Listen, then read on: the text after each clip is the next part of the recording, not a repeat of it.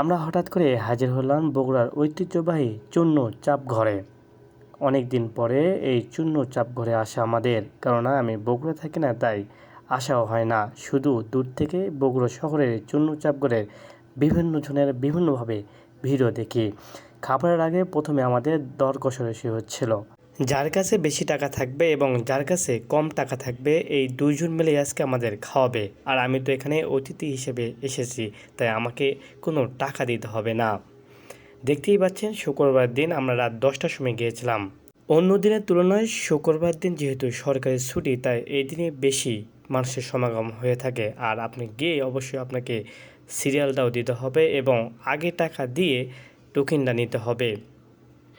অনেক অপেক্ষার পরে আমরা বসার সিরিয়ালটা পেয়েছি। এখন খাবারের সিরিয়াল দেওয়া হয়েছে, এখন খাবারের জন্য আমরা অপেক্ষা করছি। দেখতেই পাচ্ছেন সবাই অপেক্ষা করছে আর অন্যের খাবারটা তারা দেখছে। আমাদের মাঝে কথা বলতে বলতেই আমাদের খাবার চলে এসেছে।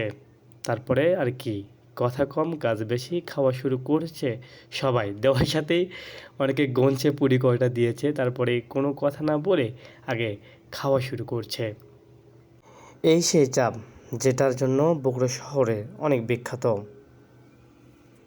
কেউ খাচ্ছে, কেউ বাবার অন্যটা দেখছে যে আমার থেকে তাকে বেশি দিয়েছে কিনা।